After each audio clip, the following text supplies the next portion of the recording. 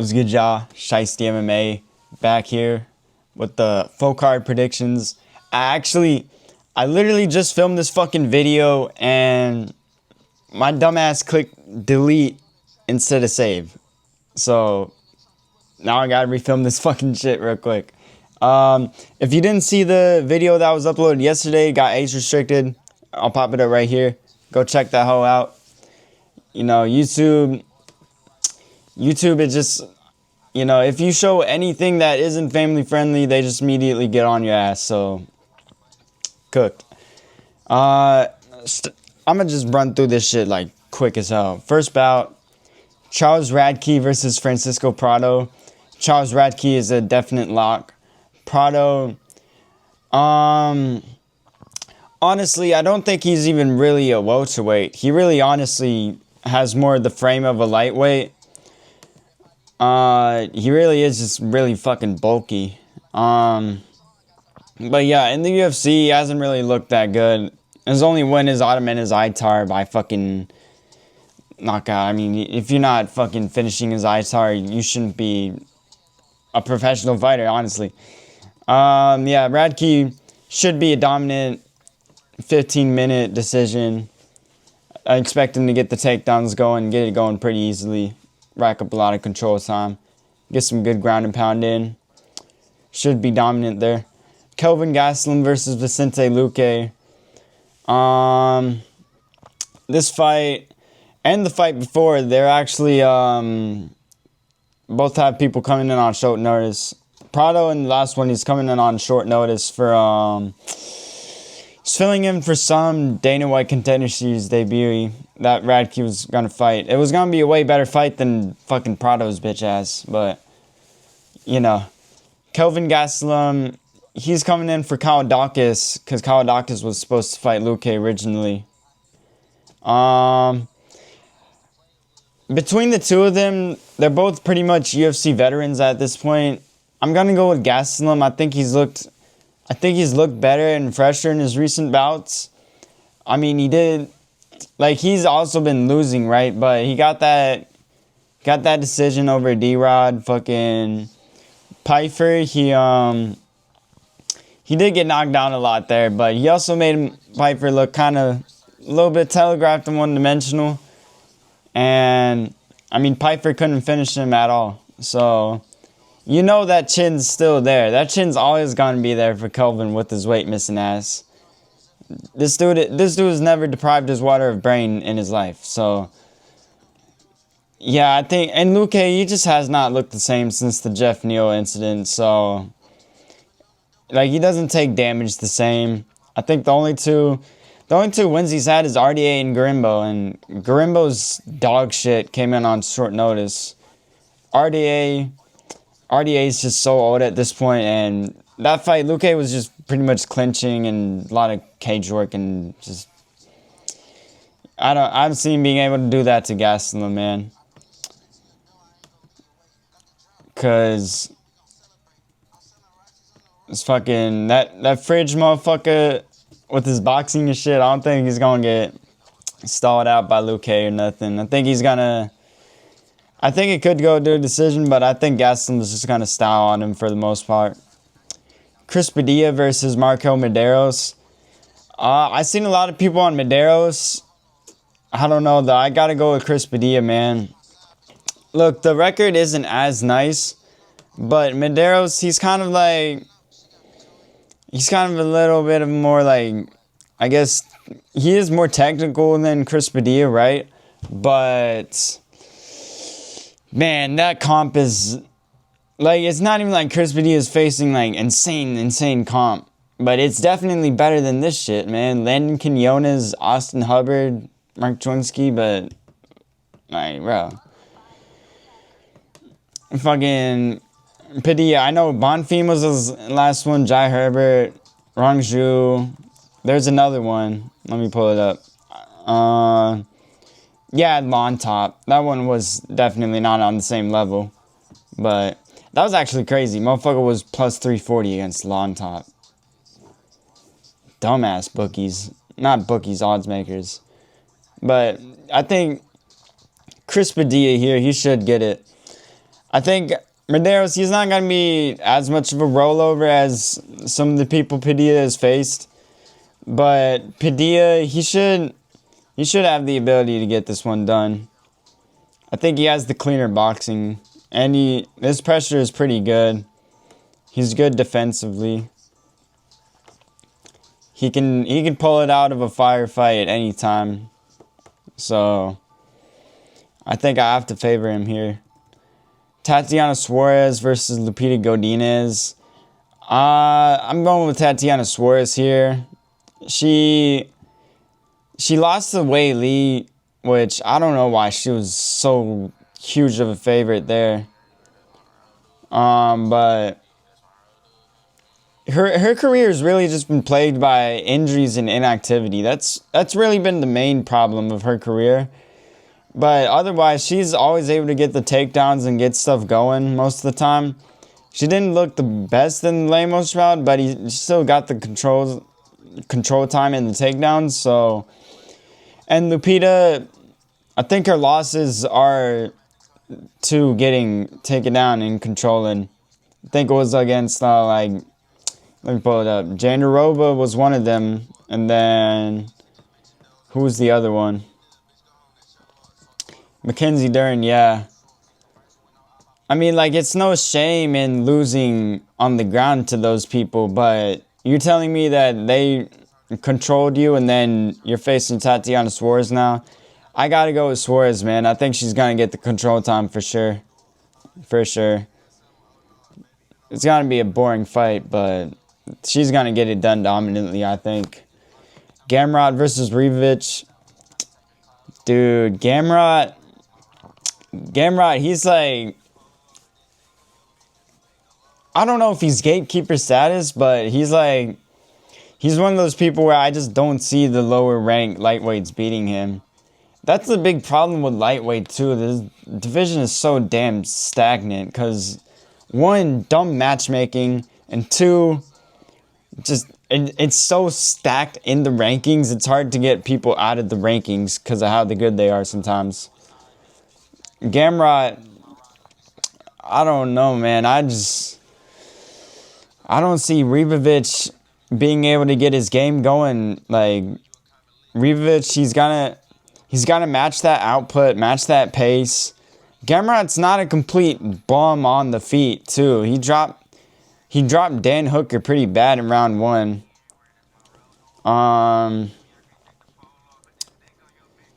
His striking has definitely been improving recently.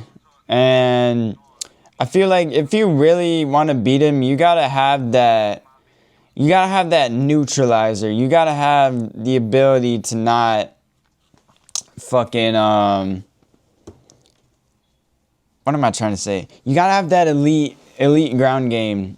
You know what I mean? You gotta be a Charles Oliveira, a Dariush, someone like that can counteract that and not get controlled like that.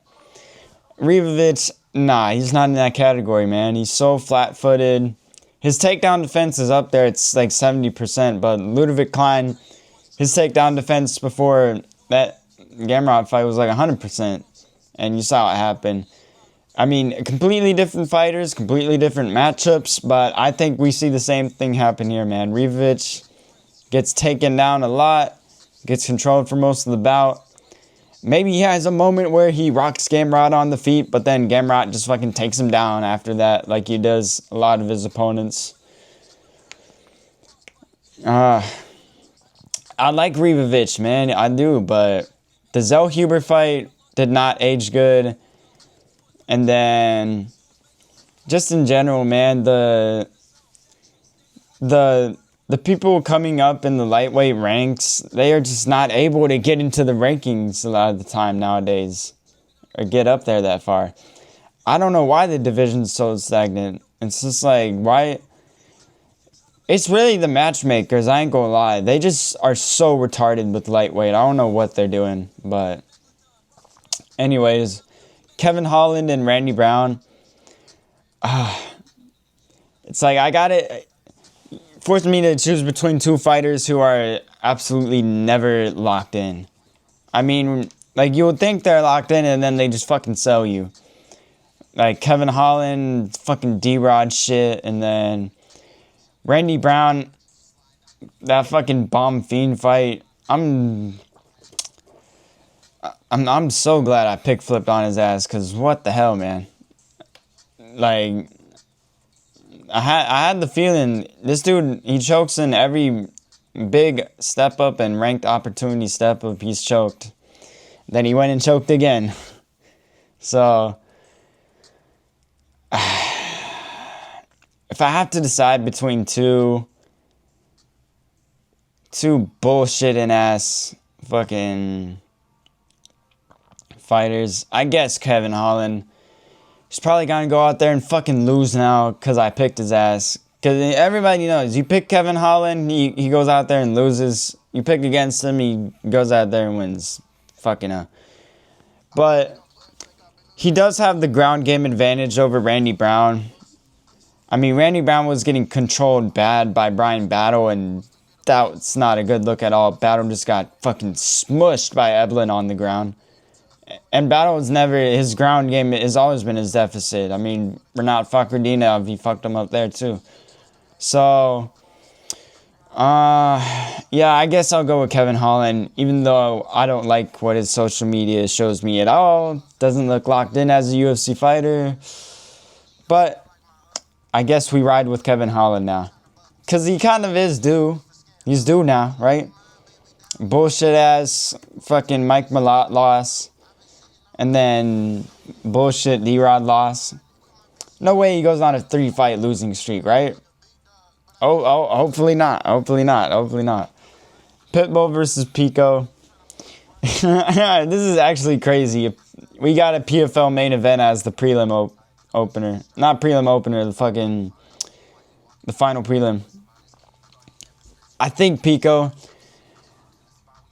just like this last one, if Kevin Holland and Aaron Pico go out here and be absolutely retarded, then yes, their opponent might win. But Aaron Pico, he's been training with good people. He's very explosive, so fast and powerful. The problem is his fight IQ. He does do dumb shit sometimes. Just dumb entries and dumb overzealous shit. That's how he got sparked out by Lerone, which... isn't necessarily the worst in its own right. I mean, Lerone is pretty good. But, man, it's happened in Bellator before too. But, I don't know. I think he should get it done here. Pitbull is just so old and so slow. It's like, I would genuinely be surprised if he actually got the hand raised here.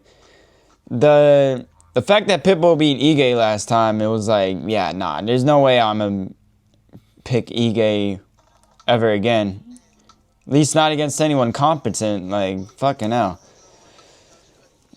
I mean, yeah, I don't know, man. Pitbull's just too old and washed, man. I was thinking of maybe picking him against Chiesa, but even then, I probably still would have went with Chiesa.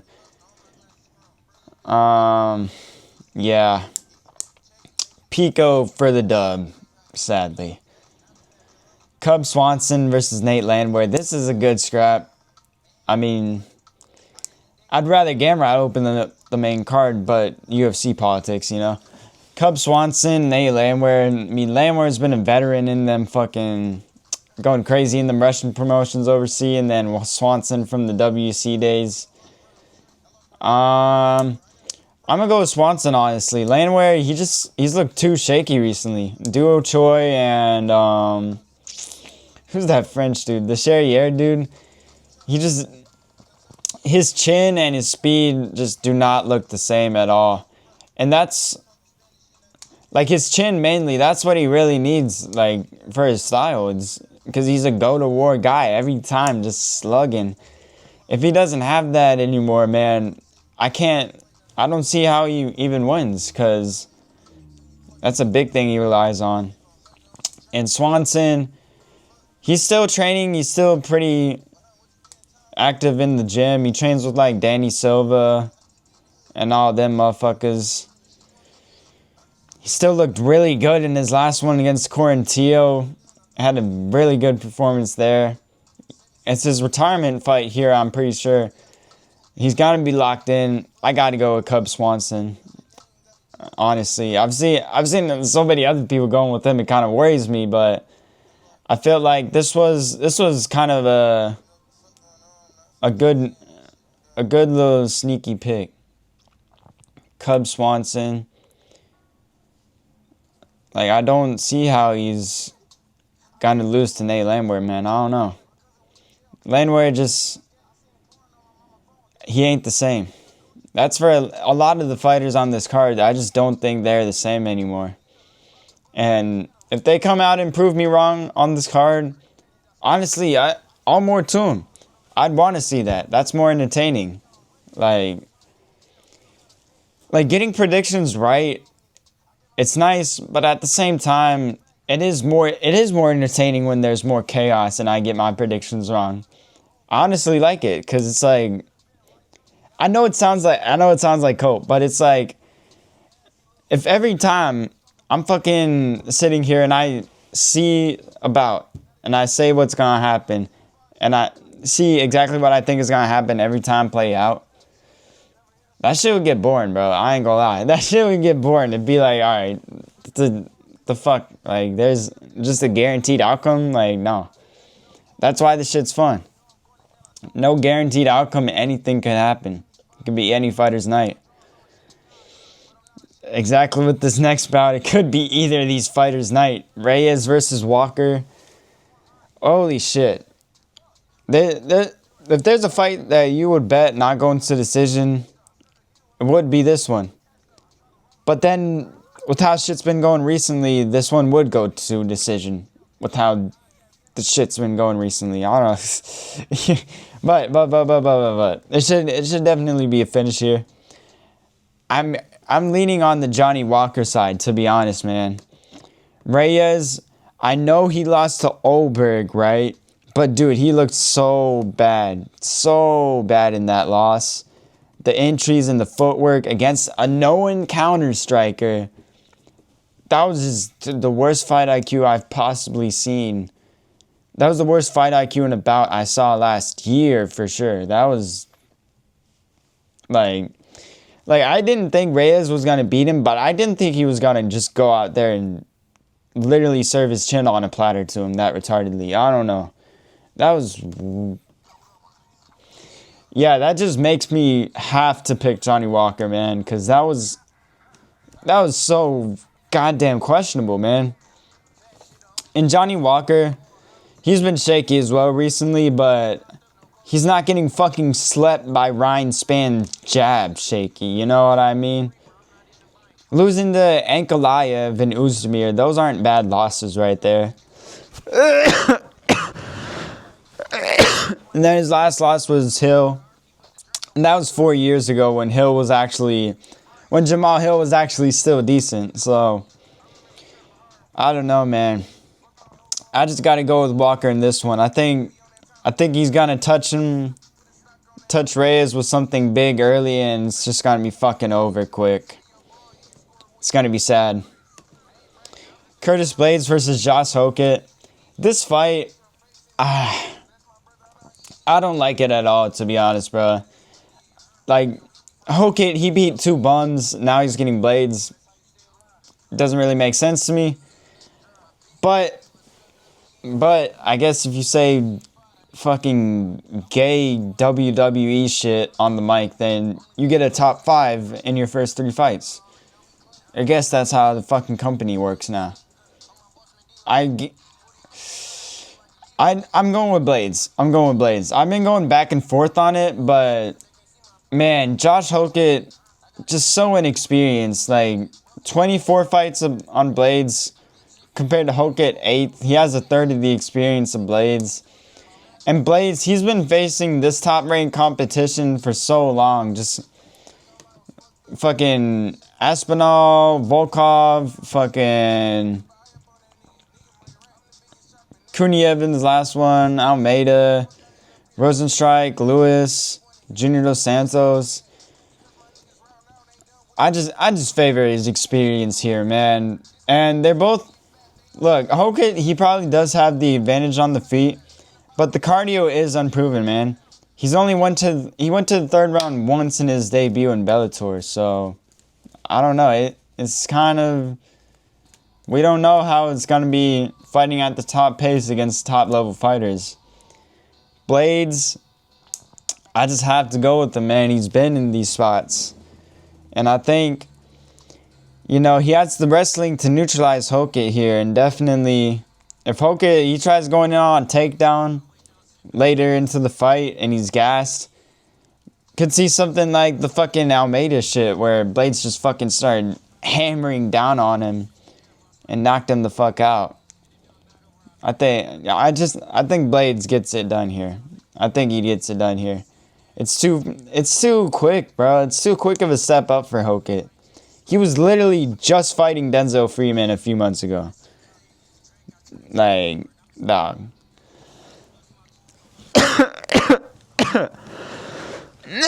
My bad, y'all. Azamat Murzakanov versus Paulo Costa. This one, it should be a good scrap for the co-main.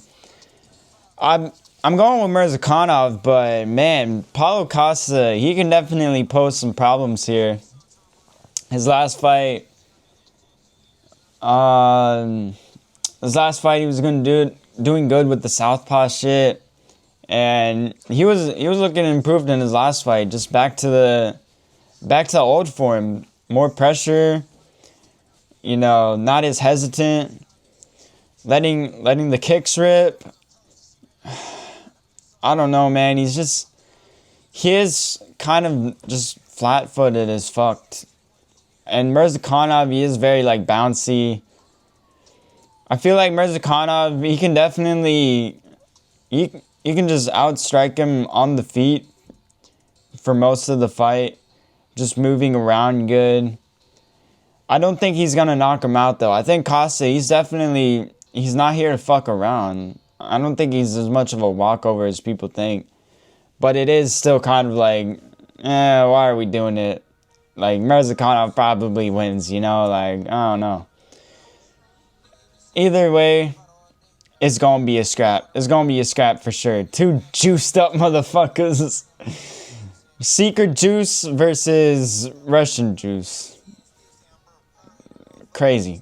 I mean, you know what's crazy is fucking Azamat, you wouldn't think he's on steroids, and he's on a Costa, you would think he's on steroids. You know? Crazy physique difference. Yuri versus Oldberg, main event now. Samurai versus Stripper. Should be Yuri, honestly. I think it is Yuri's time again. He's only been knocked out by Pereira recently. And Pereira, he's moved up now. He's out of the division. I always thought Yuri was like the second best in the division for sure. And I feel like it's his time now to get the belt back.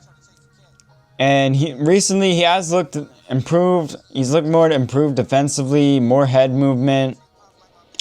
I feel like he's been selecting his shots a little bit better too. What's it called? Yeah, that Rakic fight and then the Khalil fight, right?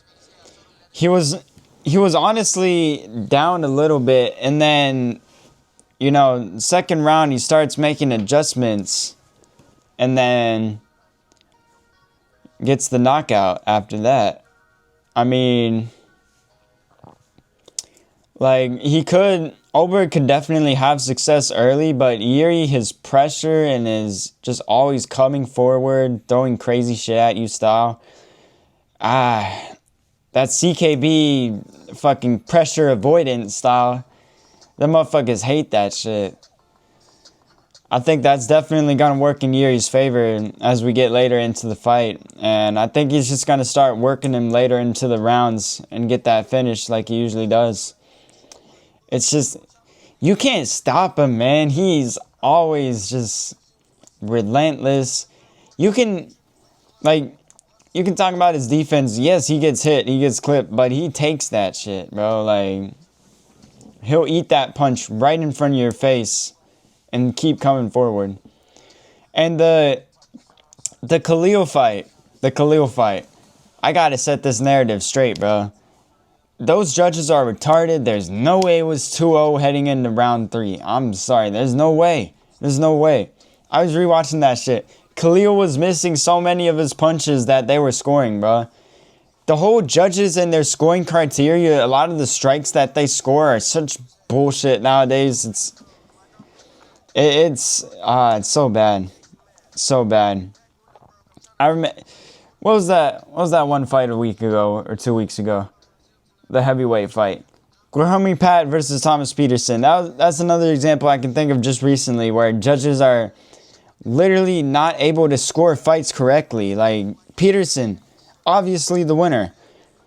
The rounds they were scoring to Pat and to Peterson it was like, were you even watching the fight?